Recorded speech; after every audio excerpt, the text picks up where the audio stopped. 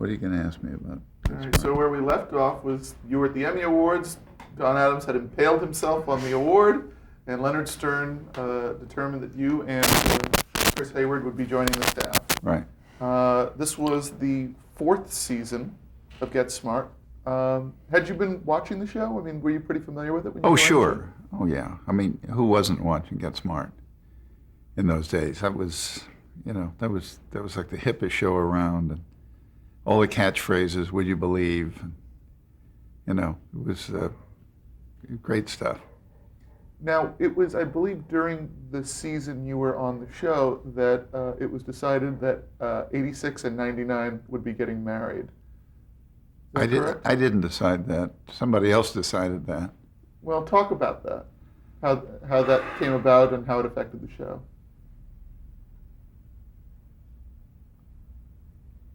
I'm not sure who made that decision that that they should get married. I think it was based mostly on desperation and trying to find new curves for the show. Trying to find new ways to new sources of material for the show.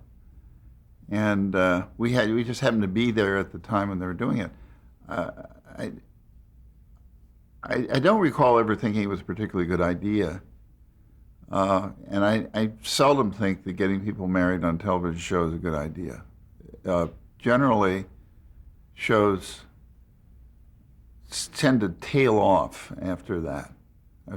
That's been my experience anyway. Happened to us on Rhoda.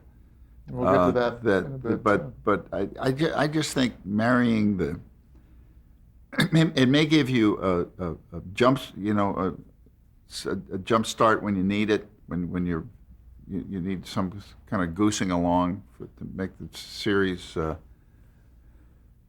what they think was more interesting, and very often it makes it duller, I'm afraid. So now, why did you wind up leaving the show? Chris and I had an opportunity to write a feature, and based on a book called Lie Down, I Want to Talk to You. And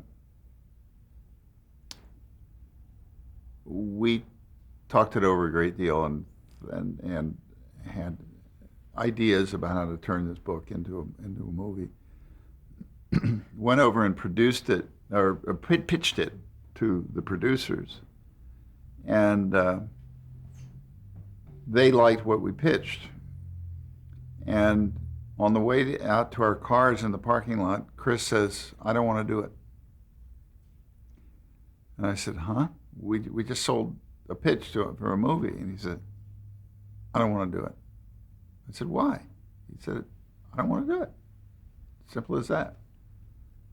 So we had some words in the parking lot, and I said, "Well, I do want to do it." And he said, "Fine, go ahead and do it. But you're going to do it without me."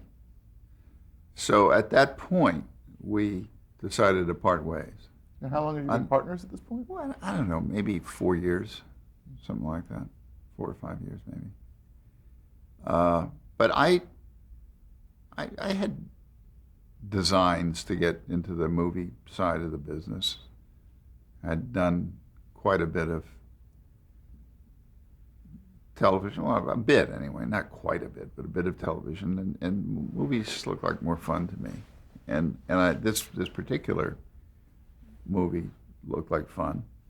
So I decided to take him up on it, and we split. He went back to Get Smart, and actually produced that next year. He became producer of Get Smart. I think Arnie Sultan was the executive producer, and Chris was the producer.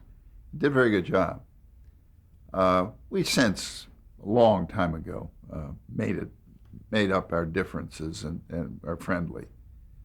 But it was a prickly period. I had not been married all that long. I think I had a kid on the way, and it was sort of a dangerous leap for me to make, to all by myself to go into the movie end of it. Mm.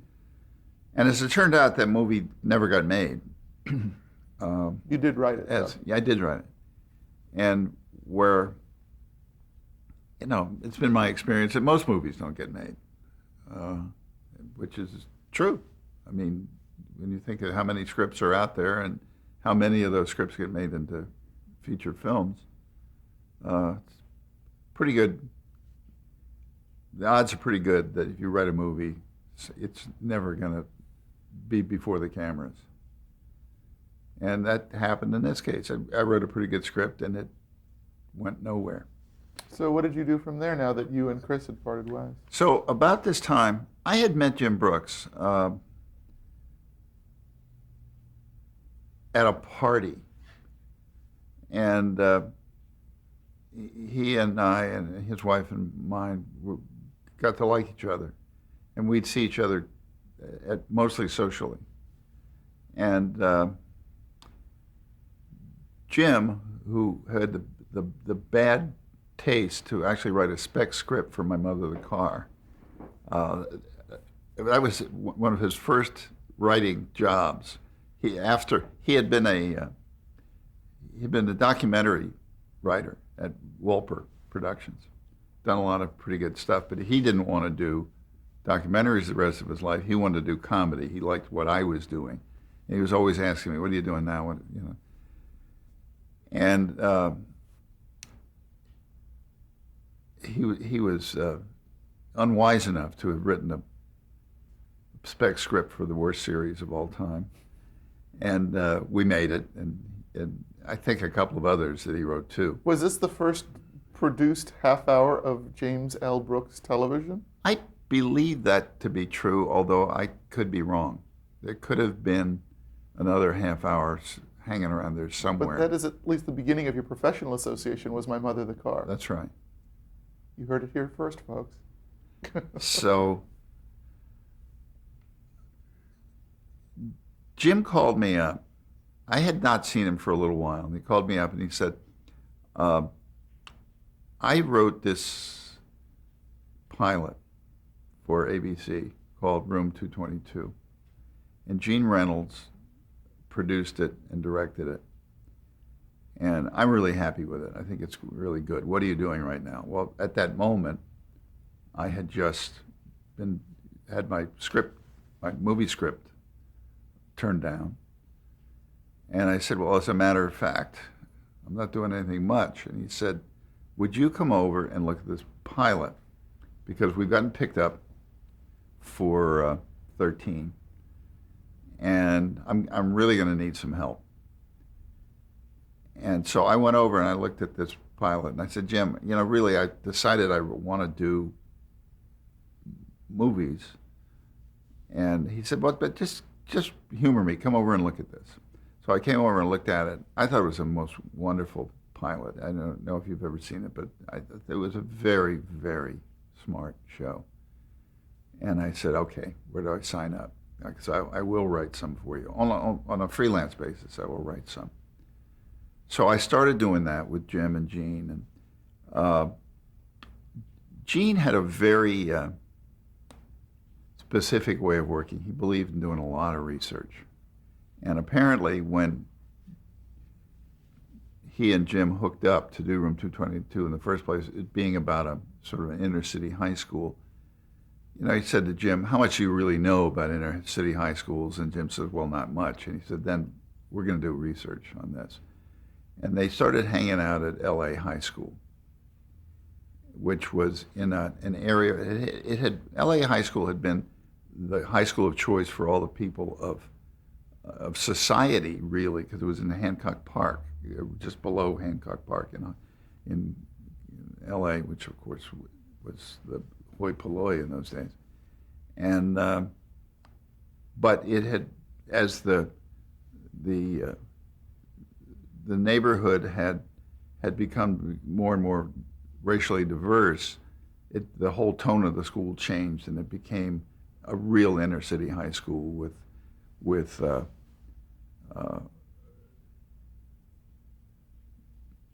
ununiformed police patrolling the hallways and looking for drugs and all that kind of stuff. So Jim had done a tremendous amount of research, and Gene, in doing this pilot.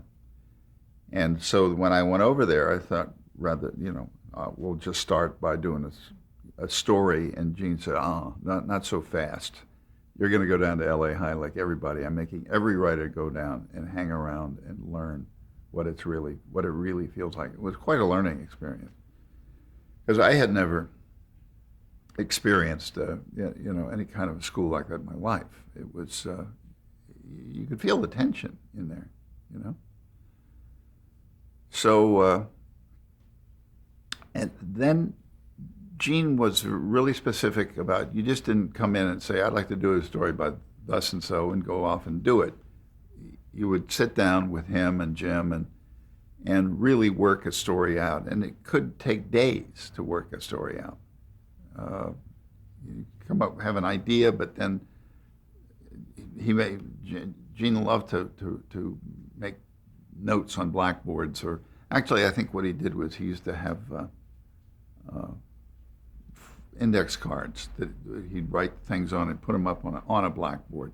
Had all the index cards were all waxed on the back, and you put them up, and then you could move them around. You could change your story by moving the index cards around, and the index cards would have indications of what the characters were doing, what they were saying, all this kind of stuff. And by the time you got a story worked out, you had almost an entire bulletin board filled with these cards, in which some secretary was taking notes, would hand you the notes from the story.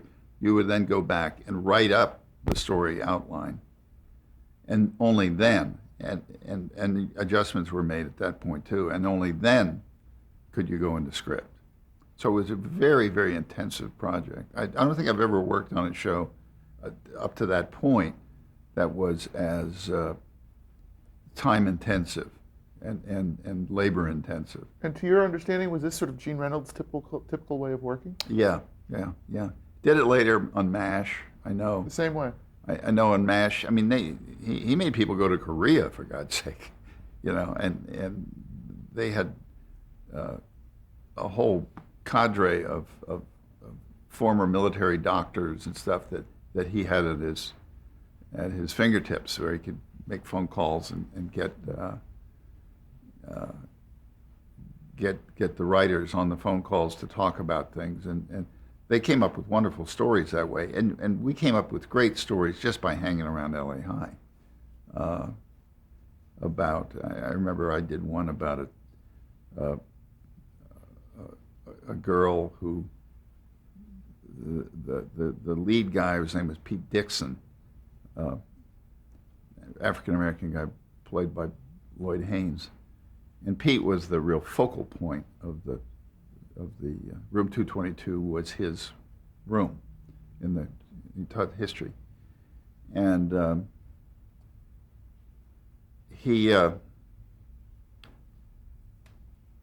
there was one that I wrote that had to do with discovering that a girl that he met and started to date and took home and kissed turned out to be one of the students at the school, which is something that had actually happened to one of the people we were talking to, this very mature girl that he had never seen in the school. He takes her out.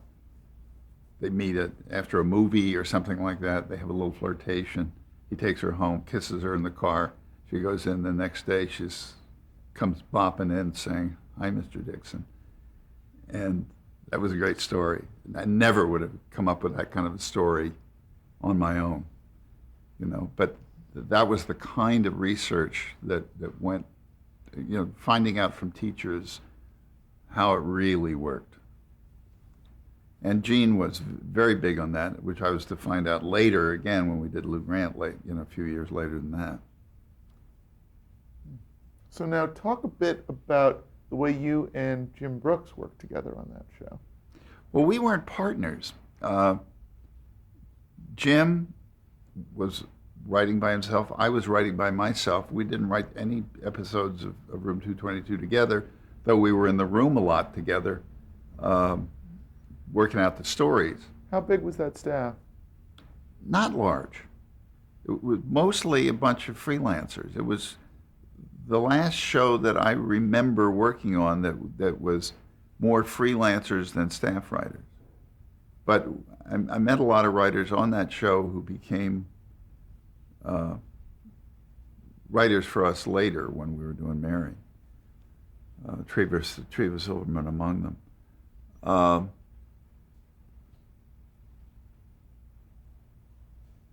forgot. I lost my train of thought there for a minute. You're talking about. Oh, how big was the staff? I had an office there, and I was pretty much it. Really? And there were other guys who were coming in as freelancers and working, and women who were working as freelancers. But I was the only one that was really under roof much of the time. And then Jim was off writing some pilots. He wrote a pilot for Allan called Now and Again, I think it was called. That was about two periods in a couple's life, when they, today and what it was like at various points in their marriage. Sort of stories told sideways and backwards, and it was a very, very good pilot, but maybe a little too sophisticated for television at that time. Didn't make it. Can you imagine turning in a pilot with Allan Alda in it? Well, they did. The network did. This is probably right before MASH. Right before MASH. I think MASH was the next year. And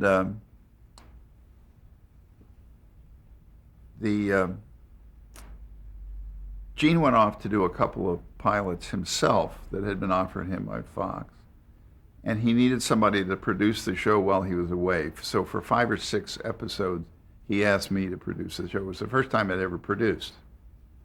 What was that like?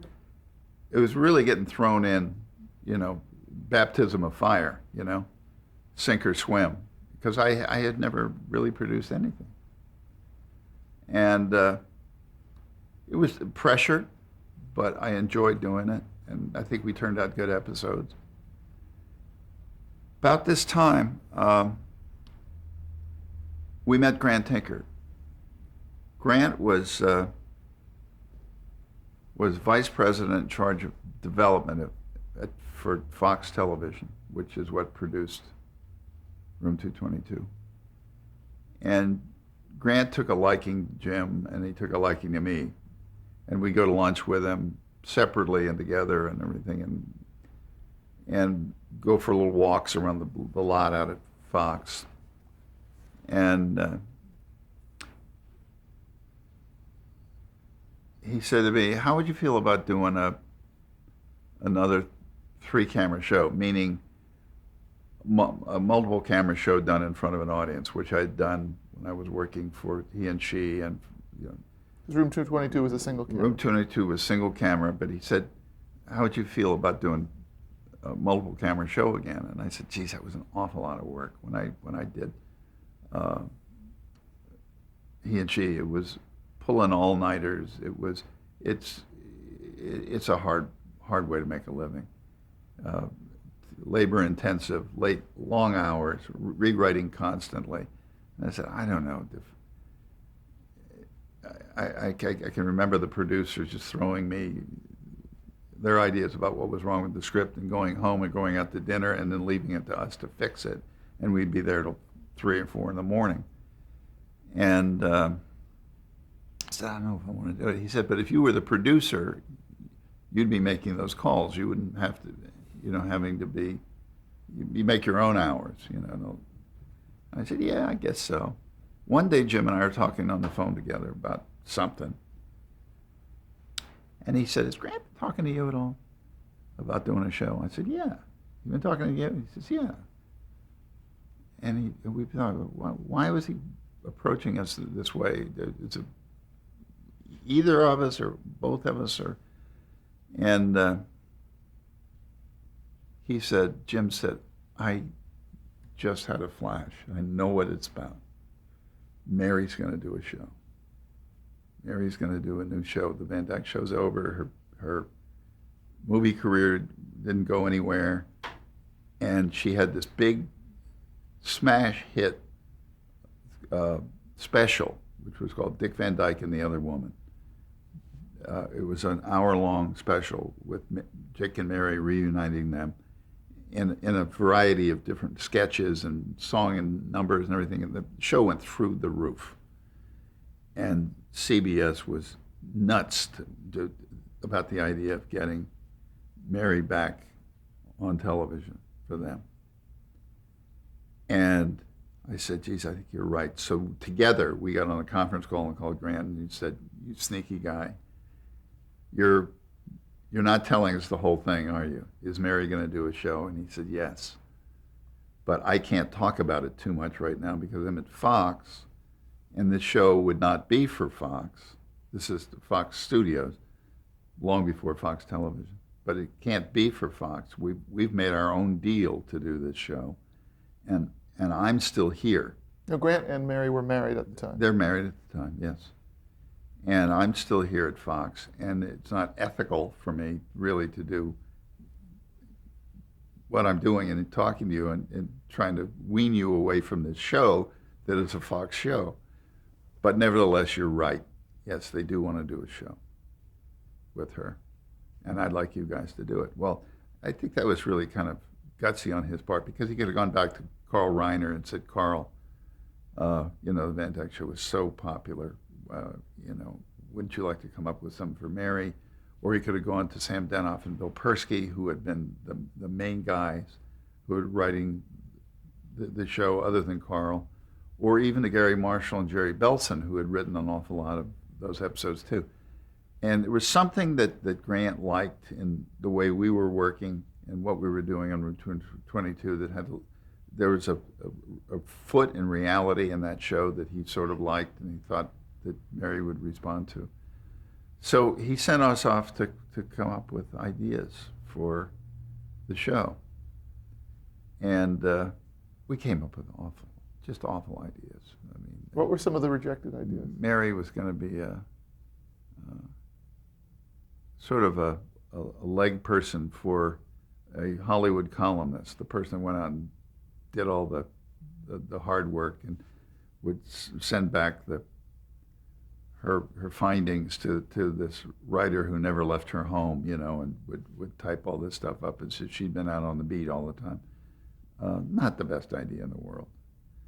And then we came up with a thought that we would have Mary play a divorced woman, newly divorced, just out in the world after an unsuccessful marriage, which we ran by Mary, and she loved the idea.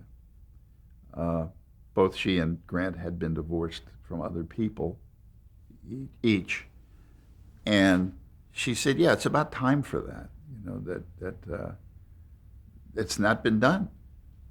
It's hard to imagine that in 1970, divorce was a taboo subject, but it was. And we thought, but with Mary, we can get away with it because everybody loves her so much, and we can do this. And I think every writer in Hollywood had a script in his trunk about divorce, because probably most of the comedy writers in Hollywood were divorced and wanted to write about it. Anyway, I think we still had her in that stupid job, that working for the gossip columnist. And we went to CBS locally on the West Coast and told Perry Lafferty and Paul King, who were the main guys out here, who you ran your stories, your ideas by before you even got to tell them in New York. And they pretty much had a heart attack over it. They hated the idea that we would even suggest that Mary be divorced. But we were, I think, convincing and somewhat eloquent in saying, look, everybody in America is touched by divorce. Either their parents were divorced, they're divorced, their brother's divorced, or somebody's divorced. Why is this such a taboo subject? Furthermore, we will show that in this particular divorce, Mary was blameless, that it was all her husband's fault. And we'll find that out because the husband's mother and father will be part of the cast. And they still love Mary and think their son is a schmuck for having lost her. So we thought we had all those bases covered. And we thought we had talked Perry and Paul out here around on it. And they said, well, you're going to have to go in now to New York and pitch this to Mike Dan, who was the head of programming. So we got on a plane. Grant is not with us, of course, because he still has to be at Fox. And so he hadn't extricated himself yet from Fox. Not yet, no. And so he has to play it all behind the scenes. So we flew into New York with a man named Arthur Price, who was Mary's manager, also manager for Bob Newhart and Andy Williams and a lot of people like that, very high-powered manager. But in the absence of Grant, we had Arthur Price was heading up this newly formed company called MTM. And we flew to New York and went to Black Rock, the CBS headquarters there, and were ushered into a room that it felt like it was right out of Kafka. It was a dark room with dark furniture around a dark rug, and there were lights that kind of came down from the ceiling and sort of illuminated everybody. It was very strange, very, very odd feeling to be in this atmosphere. And we were supposed to be talking about comedy here, and it was really Kafkaesque. And they had been pre-warned what we were going to come in with, and Mike Dan was ready for us. Also sitting in the room was a man named Bob Wood, who had recently become the new president of CBS. He had been the local station manager and vice president and station manager of the local CBS affiliate in LA, and was back in New York, very new in the job and not saying much, and pretty much deferring in that meeting anyway to Mike Dan, who was really running the meeting. And Mike listened to us, and we did our spiel about everybody's touched by it, and it's not so, all this, we'll see Mary's in-laws, they love her, blah, blah, blah, blah, blah. And he turns to a guy sitting next to him and says, tell him. And the guy said, I'm from research, CBS Research. And in our research, we have determined there are 3 things that, or maybe it's 4, that American audiences won't tolerate. One is people from New York. Another one is Jews. Another one is, and these are, by the way, saying this in a room full of Jews, people who are divorced and people with mustaches. Now, what do you do with that? American audiences won't tolerate that. I said, well, the mustache part I can understand because God knows Clark Gable and Robert Taylor and all those people, that's why their careers failed, right? Because the mustaches, and of course later, about 3 years later, here's Selleck on the air with Magnum with the big mustache and all that. So, I mean, these were so foolish, these notions, and that Jews were off bounds as characters in the television series, and we were just nonplussed by it, and it's almost speechless. So we made some feeble attempts to regather and say again what we had said, and we were dismissed from the room.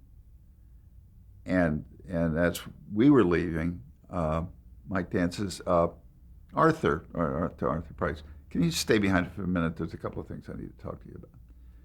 So what we didn't know at that moment, because we went out and waited by the elevator for Arthur, who was gone 5 or 10 minutes maybe, come out, and he says, "They just hate you guys.